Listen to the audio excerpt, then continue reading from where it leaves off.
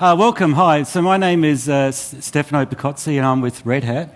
And sort of what I do at Red Hat is I've been leading the, our solutions in the OpenShift, platform as a service, container area. I guess since we went GA with OpenShift back in 2012.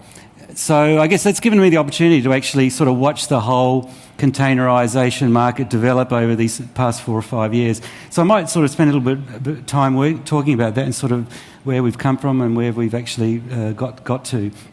So what I'll do in this particular session, because I know there's been a number of sort of talks in this sort of solution area so far, I'll try and sort of give you an angle that talks to sort of my actual experience in the ANZ market working with you guys in terms of, taking on the containerized model, and sort of the experience I typically see in terms of the way you've approached that, the sort of journey that most people have gone through in terms of making decisions about what potentially radically transforming some of their software delivery platforms around a sort of containerized model.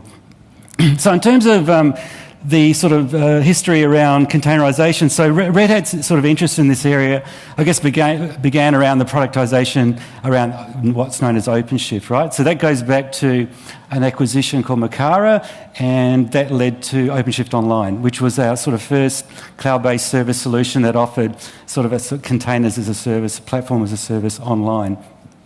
In terms of containers overall, of course, the pedigree of containers in the Unix world goes back to, Solaris back in the mid-90s, right? And in the Linux world, it was taking a pace around 2010. And then, of course, you've been following developments around Docker, etc. So there's a sort of quite a history around containerization and sort of Red Hat's involvement in terms of productizing solutions to make that useful in the enterprise. It traces back to OpenShift. So OpenShift Online, 2011. Then we went GA with OpenShift 1.0 in 2012, and now we're at version 3.3. So there's been quite a sort of amazing sort of growth in the sort of technology through that sort of period. What that's meant, though, in those 4 or 5 years, we've had a lot of opportunity to learn from you guys as well in terms of what you're looking for in terms of a platform as a service. And sort of one thing we found is certainly in terms of adoption around a containerized model in ANZ, has kept a pace with our colleagues in North America and Europe. So the sort of adoption rates have been really amazing in Australia. So in ANZ, so we have clients in the government space, financial services, retail, telecommunications, higher education. So we've got quite a sort of a broad range of horizontal industries that are adopting our particular technology. And you heard earlier today organisations such as Macquarie Bank that are building out sort of really interesting new digital banking capabilities on OpenShift. So it's been great to see sort of adoption and people taking that on board. The other really interesting development is in terms of how our capability to service our customers has evolved during that same particular period. So, this is from a standing start, right? So now we're in a position whereby, we have a really strong partner system that's supporting OpenShift and containerized technologies, and the number of you are sort of represented here. So they've built up really significant capabilities in terms of helping organisations move through that sort of digital transformation sort of journey and then sort of re-platforming around the containerised model. So that's been really fantastic to see. Really exciting has been also the engagement of our certified cloud service providers. So we're now in the position whereby pretty much every major cloud service provider in town has the capacity to provide managed service offerings around our different cloud infrastructure products, including OpenShift, right, which is pretty incredible. Look, and we even got to the point now where Microsoft with Azure is a target supported platform for Red Hat products, including OpenShift. So who would have thought we'd be saying that this particular year? So that's incredible as well. So ultimately where we've taken it in terms of the market and support for our customers is that there's a capability now of really supporting a strategy in terms of realising a sort of containerised-based platform on really any hosting platform, right? On-premise, off-premise, private cloud, public cloud, on your own laptop. And there's also any particular commercial or business sort of arrangement, commercial model to support that. owner-operated or as a managed service. So all the different sort of permutations have been made possible in terms of how you can actually get to production around a containerised solution. And that's been a really important part of sort of what we've tried to be involved in. And of course, underpinning all of that, as well as our partners and our cloud service providers and the technology, is building up our own consulting service capability specialised around successful implementations around this sort of technology. And there's an example that you heard today with our involvement in, say, Macquarie Bank. So what that means is that we've had an opportunity now in the past 4 or 5 years of getting exposure to deploying significant implementations to production around the OpenShift platform to help you be successful. So this is all sort of part of sort of giving you confidence in terms of if it makes sense in terms of moving around a containerised model in your own particular requirements. So that's a little bit of kind of background in terms of the history we've had with Red Hat's sort of productization around containerisation space, especially around OpenShift. And sort of what I'll talk to sort of later on, which just set a little bit of context, is the kind of journey that clients go through in terms of sort of embracing this sort of technology. Because there's a lot of choices to make here, right? It's new. There's a lot of vested interest you've got to cut through in terms of supporting that sort of change. And so what I'll be talking about is, it's kind of like a 3-act play. It begins with organisations sort of coming to the realisation that containers are a good thing. It makes sense for my particular organisation to be considering containers as a sort of workload hosting model. Once you sort of move past that particular phase, what I typically see is that organisations then start to assess, containers look good, they start to spread. Now I've got an issue in terms of scale. How do I deal with orchestrating and managing larger fleets of containers? And then we get into sort of challenges around understanding orchestration, what impact that has in a containerised strategy. And then the sort of third phase or third act of the play is then the sort of challenges that come about where you're looking at then adopting it in the enterprise. And then sort of all the enterprise issues comes up in terms of a really strong supported managed platform. And obviously that's when a supplier like Red Hat has a particular role to play. So they're the kind of 3 phases I see repeated over and over again in terms of the learning curve and adoption strategy that goes through embracing the sort of containerised model. Okay, so today I think a number of people sort of mentioned this. Ultimately there's a sort of overarching sort of thread here, and that's around, there's an imperative to change, right? And typically that's around, embracing some kind of digital presence or digital transformation strategy. And that's going to put a lot of pressure in the way organisations are sort of currently operating. There's an incentive to move from the status quo, right? So you would have heard mention of around how do I embrace and exploit trends around microservices, DevOps and cloud, right? So with microservices, ultimately that's all about, I think, making it easy to change, right? Because the most important non-functional requirement for an application, I really think, is the ability to change it, right? Because if you really want to have an effective digital presence, what that really means is that you're going to be making a lot of changes to production all the time, whether you like it or not. Because no matter how good your QA, feedback and analysis systems are, at the end of the day, the customer is king. The feedback you get from reaching out to the marketplace and pulling that in and then applying changes to reflect what you've learned is ultimately the best way to improve that customer experience. And that's what these Type A technology companies are doing, that we're all trying to sort of embrace and sort of compete with. So making it easy to change. The other sort of trend that you've been hearing about today is around cloud, right? So this is all around, choices around contestability and choice around the hosting model for your particular workloads. And what's really, I think, the most interesting part about the sort of whole cloud thing is that ultimately, everybody wants a strategy where there's the ability to transition workloads to different hosting models, whatever makes sense. Private cloud, public cloud, on-premise, off-premise, whatever that may be, right? Ultimately, it's a business decision which of these choices makes most sense, right? So you certainly want to be in a position where there's contestability and choice, right? But I think the other real benefit around what we're trying to do in this particular area is the transferability of the skills, right? So what we're always trying to achieve at Red Hat in terms of our solutions in the cloud infrastructure and hosting space is that supply contestability aside, ultimately, it's a uniform management approach no matter what target hosting environment you have, which means that the operational skills you build, say, in-house, can be transferred to other deployment models such as the cloud, because that's the biggest cost, right? The biggest risk in terms of transitioning workloads to the cloud is really not the technology, it's bringing your people with you so they can operate under that new environment. And of course, the third strand here is, of course, around DevOps.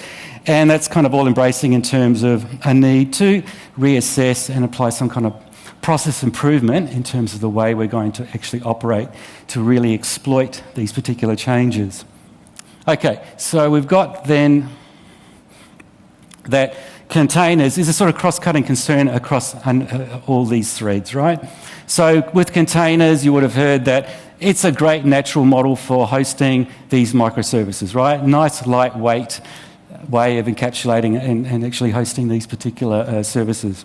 On the cloud space, containers really helps reinforce this whole idea of workload portability, which means some of the benefits that I talked about in terms of transferring your operational skills to different domains can actually be supported. So that's really important. And a lot of the talk today, we're going to talk about the intersection between containers and DevOps, okay? So we'll move into sort of that particular bit. So in terms of, DevOps, so you would have got obviously a couple of definitions today around DevOps, but, ultimately I think one way to look at it is, it's about value delivery, right? It's really focused on solving that last mile problem, right? Because that's typically where things go haywire, right? Typically, especially under the pressure of supporting that kind of digital presence, and you need to push out changes quickly, it all kind of bottlenecks up in terms of failures just before you go live, right? When you flick from dev to ops, okay? So that's where you get this sort of bottleneck, and you get a flow of control problem whereby if things are failing at the production deployment edge, then they're rippling all the way back in terms of your whole promotion, software lifecycle development activities. So there's a whole flow of control problem from deploying into production all the way back that needs to be addressed in order to meet that, solve that sort of last mile problem. Because until you deliver to production, you haven't created any value, right? So that's sort of, I think, the thread or outcomes that bind DevOps together. Now, ultimately in DevOps, one way to look at it is that DevOps gives some guidance in terms of how you approach improving these value delivery outcomes, and that is that the premise is that if you team more effectively, then you're in a better situation to actually deliver better, faster, higher quality code, right? So it's really addressing some of the behavioural challenges in terms of people representing different functions working together, okay? So that's where I think there's a particularly compelling dimension around DevOps, or that's unique or distinctive that should be a focus.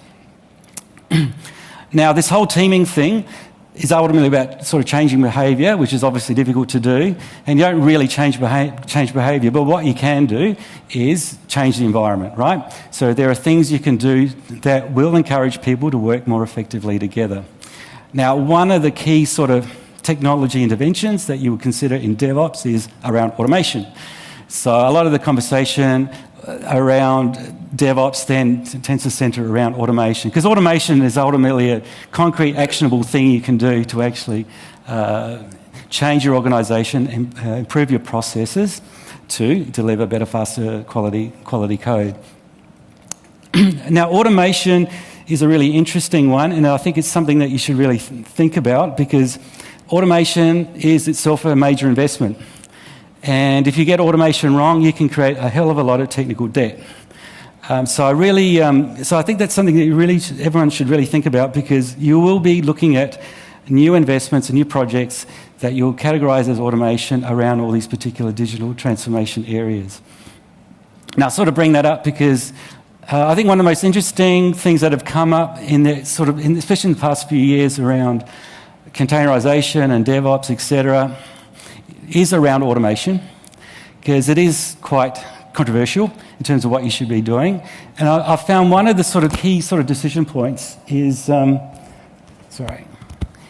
it's sort of a question around, where does, infrastructure automation end and application automation begin, right? There's a bit of a grey area between where you should be looking at, say, infrastructure-centric automation and where you should be looking at more application-centric automation.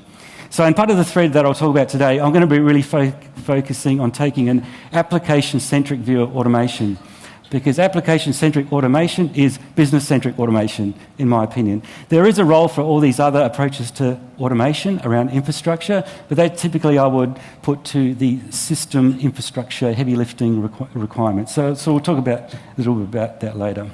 Okay, so if you like, Act 1, Scene 1 in terms of the container adoption story is around, you know, is containers the right thing for my organisation? And that tends to originate by, you know, obviously the lack of empathy and teaming problems. It tends to be around the different constituents involved in the software delivery lifecycle. Developers, operations, InfoSec, QA, etc. Right? They've all got a different worldview. It's all valid, but obviously, you know, there's some design tensions in terms of what they're trying to accomplish. And that tends to then generate symptoms such as if developers aren't satisfied with the service they're getting from ops, then they go rogue, right? So that sense, it's just not a good situation to be in. The whole thing ends in tears, right? And you see things like people going rogue and swiping their credit card on AWS, etc., right? And you've all been there and we've talked about it. So that tends to be kind of like the genesis of the problem. And then we start to sort of look at some solutions. And like I said, you know, the behavioural change thing is pretty hard when you try and do it directly, but you can make some changes and nudge people in the environment, right? And one of the key things people then look at is, say, around a containerised strategy, because there's some benefits in terms of encouraging better teaming with containers, believe it or not, right? And one of them, I think a really important one, is that it's an opportunity to agree on a standardised work product, because every application ultimately looks the same. It's this container thing. That's really important because now what developers see and what operations see is the same. So the way operations approach, well, automation, instrumentation, telemetry, log aggregation, whatever they need to do, manageability, is using this and manipulating this concept of a container. Ditto, when developers are developing, the artifacts that they're producing and promoting through the software delivery lifecycle is the same thing. It's this concept of a container. And that also means that when you start thinking about automation, in a way, you're kind of thinking in terms of containers as code rather than infrastructure as code. And that has a lot of interesting ramifications in terms of then how you approach automation tooling. Yep. Okay, so in terms of, what are these container things? I think this has been covered a little bit already, but ultimately there's some sort of interesting characteristics about containers that lend themselves really well around this automation. And one of them, of course, is this notion of a self-contained package which is immutable. So all the dependencies an application depends on are all packaged within this container. The container is immutable, so nobody can mess it up. So as you promote this artifact through your software delivery lifecycle, you can't tamper with it. The other benefit, of course, is that you're then testing under the same conditions the thing was developed on, right? So there's some really important benefits there. On the infrastructure side, you now got this notion of this very lightweight process, right, which you can then multi-tenant on a given compute resource. And so there are benefits in terms of operational efficiency in doing that and potential density benefits as well. So when you sort of put this all together, this containerised model gives you opportunities for operational efficiencies in terms of density and sort of productivity benefits. Now, the key productivity benefit from a developer perspective is that when you're starting a new development, you're no longer requesting a whole new VM, right? Because a VM requires a whole infrastructure provisioning event, which costs real money. In the containerised model, what happens instead is that a new requirement is met by just launching a new container using existing infrastructure, which is then multi-tenanted, right? So part of the magic and viability around the containerised model is achieving that outcome of secure multi-tenancy of workloads, right? And obviously that's what Red Hat's really focused on in terms of what we do. So I don't think this whole containerised thing is so radical, really. I think it's pretty much a natural evolution of where we've been going in terms of virtualisation. And again, like the problem we're always trying to solve in IT, right, is making it easier and easier to do harder and harder things, right, that have a major impact with our customers, right? And the containerised model, I think, takes another step in that particular direction. Okay, so then when you start looking at DevOps with containers, you're now manipulating this construct, which is a container. So what's really going on here now is that developers are working with source code, and ultimately that's living in some kind of managed repository, and then that's piped through some kind of continuous integration, continuous delivery engine or pipeline to then build and construct this container or image of this container. And this container then is uniform really in terms of the way it's manipulated, no matter what technology stack you're using, right? And that gives you then the portability that it can be deployed unaltered to different target host environments. So that's quite a step forward, right, just with looking at containers, when you're just working with small volumes of containers. Yeah? But again, even picking that out, right, so automation now from an application-centric point of view is really much centred on around this whole pipeline management, being able to quickly merge code effectively across teams and then automate the whole delivery cycle to push that out to the target environment. So that's kind of like, end of Act 1, right?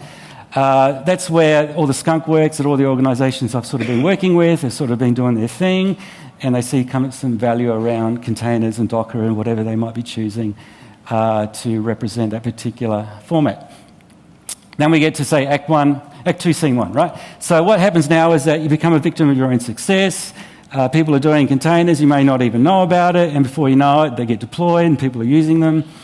Which is all well and good in small volumes, but once you start to get to scale, you've got some challenges, because then you need to deal with challenges around the orchestration and managing the life cycle of these particular things. So some of the challenges you have with containers once they start reaching some scale is questions such as, okay, I've got a new workload, I've got a farm of compute resources, where do I schedule it? If it fails, how do I self-heal? How do I elastically scale out that particular workload? How do I attach storage?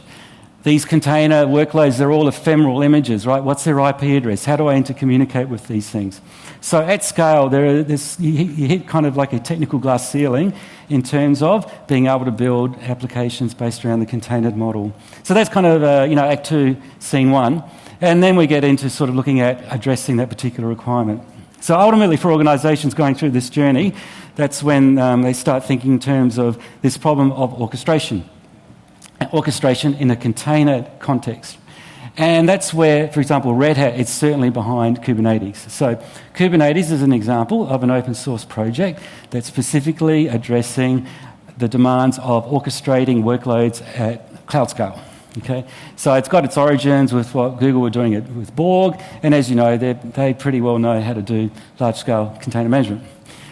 So it's a fantastic project, very sophisticated, very rich feature set, has a very native understanding of manipulating containers, and it addresses requirements around, grouping containers and self-healing and service discovery, configuration management, attaching storage, and then we'll be expanding to deal with large-scale federated clusters and all sorts of things. But ultimately, a really important decision that organisations need to make in their whole container adoption journey is around orchestration. It's actually, in a way, I would say more important than the decision around the container spec, because there's actually orchestration where you determine the quality of service around the workloads that represent your containers, because that's where you're going to determine how my workloads respond to increases in demand, right, or response times, etc. So if you're looking at a hybrid strategy where you want to be in a position where you can faithfully reproduce the customer experience on different hosting environments, it's actually the orchestration model that's really important to look at.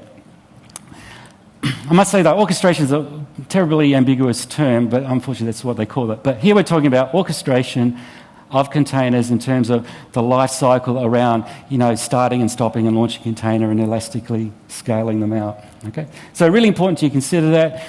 And so, as you know, Red Hat's backed Kubernetes. We've been involved in that for some years now. And when we moved from version 2 of OpenShift to version 3, we replatformed the orchestration engine from something that we had developed ourselves in open source to something that we worked with the community. Because at the time, in version 1 and version 2, there wasn't an alternative. So we jumped early on Kubernetes, and we worked with Google to sort of launch that into an open source project, and everybody else is coming on board. And I guess if you guys are following the press, you'll see, the latest vendor that's discovered it, right? But certainly Red Hat's been around for quite a while in terms of supporting and developing into this particular orchestration technology. So we're right in there. And like I said, it takes a village really to raise an orchestration engine, right? And there's a whole lot of other different organisations involved. But the point I want to make about this is that this is truly an open community. There are no entry barriers here in terms of participating and adding into this particular community, as opposed to some other alternatives that you might be considering. Okay, so when we sort of round this out, what we then have is this notion whereby with orchestration, we're now in a position whereby we can intelligently schedule workloads based on containers across our compute farm. So that if there's some dependency around the way these workloads need to be grouped, if there's decisions you need to make in terms of where you place these particular workloads, that can all be determined by the orchestration solution. So with Kubernetes and OpenShift's implementation, this is all done in a declarative manner. And so ultimately, it's the orchestration engine that honours the contract that represents the quality of service that you've chosen for the particular workload. So a really important capability in terms of this whole containerised thing is your approach to orchestration and what orchestration means to you. I might just add there too that that also means that when you come to deploy containers, you're actually deploying them through, if you like, ultimately Kubernetes as the engine. And that's what's really smart actually around placing and scheduling these workloads, which is shorthand of saying you don't have to write really complex automation scripts to determine the logic around where these things should be placed. Kubernetes is smart enough to handle that based on a data-driven sort of declarative model. Okay, Act 2.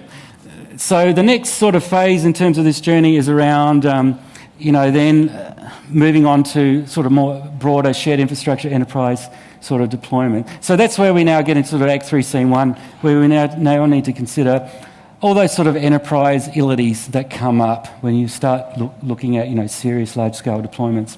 So now people are sort of caring about, the quality operating system you're going to be hosting these container workloads on. Is it a standard operating environment that I'm comfortable with, that my operations team is comfortable in moving towards? This matters, right? Because being Red Hat, a lot of the, the security, quality of service and safety around hosting and securely multi-tenanting workloads is really a defense and depth strategy, but ultimately it's the operating system and a secure kernel that has to work, right? So we're very much fixated in that particular area. The other thing is in terms of manageability, right? I might have a lot of management tooling investments, but are they container aware? Probably not, right? Ditto in terms of storage. I might have a lot of storage investments, but do those storage services present a container-aware capability? And of course, then there's the other question around the platform to actually host and manage this capability and make it easy and accessible for people to actually build and deploy applications on it, right? When we get to this particular sort of point in the journey, this is where options such as do it yourself, roll your own versus a supported product come up, right? So I can certainly say that people always underestimate the complexity in terms of the DIY alternative, right? There is quite a hell of a lot of knowledge that you need to really be able to use Kubernetes and Docker at the level that you then need to present a usable solution to users. What I typically see is that where people have gone DIY, it's basically 10x programmers that have built an automation platform that's only usable by other 10x programmers, right? And that's kind of like, it's not really the point. Remember this morning, right, we talked about, the citizen developer, right? What we're trying to do here in terms of encouraging innovation is present something that's inclusive and accessible so that all those people that are actually close to customers, they may not be super software engineers, but they get the opportunity to actually contribute and innovate. And that's where the best ideas often come from, right? Okay, so in terms of mapping Red Hat product into this particular sort of solution space, you've heard about container-aware storage, right? Things like Gluster are actually implemented as containers and made accessible and easy and consumable by containers. CloudForms is container-aware. For example, it can introspect images at rest. It can do OpenSCAP and audit what your repositories have in them, right? So that it understands containers and images. Red Hat, the operating system, right? Obviously RHEL and Atomic. Atomic is a container-optimized operating system. Lean, immutable, optimized for hosting and running containers. And ditto, RHEL, of course, tremendous amount of engineering that's gone in RHEL with Docker to build in all the security enhancements that are needed to provide that secure multi-tenancy experience. And then, of course, there's OpenShift, right? And you've been hearing a little bit about OpenShift already. But ultimately, what we're trying to do with OpenShift is make it, easy and safe and scalable for anyone to build applications for the cloud, right? And that's what we're trying to achieve. And there's a whole bunch of features that come together to enable that, such as a kind of DevOps enablement platform, right? So an example of the kinds of things we do here is to sort of paint a story in terms of a use case. You can do things such as, let's say I need to build a PHP website, right? Before I know it, I'm going to have thousands of PHP websites as workloads on my farm. So what we do with OpenShift, for example, is that developers don't need to know about Kubernetes and Docker and all that stuff, right? They just work with source code in the repo. We look at that repo and we'll automatically build an image that represents a Docker image of that workload and deploy it. Done. The quality of service around that deployment is determined by what operations is determined in terms of how many replicas they want of that particular workload, and it will then scale in response to request thresholds. Right? Now, more interestingly, something goes wrong. There's a security incident with PHP. We will ship and support PHP. We need to fix it, right? So our security response team will issue a patch to the PHP image. The platform becomes aware of the change and then can automatically execute a response strategy in terms of, say, rebuilding and redeploying all instances of that particular workload, right? So that's kind of where all these sorts of things come together in terms of a platform that actually makes it viable to deliver production, enterprise-grade, container-based applications. And I think I am out of time. Thank you. Right, so I'll stop there. So I hope that was useful in a slightly different tangent to all the other container presentations today. So I'm going to be at the booth over there. So if you want to talk more, come and grab me. Thank you.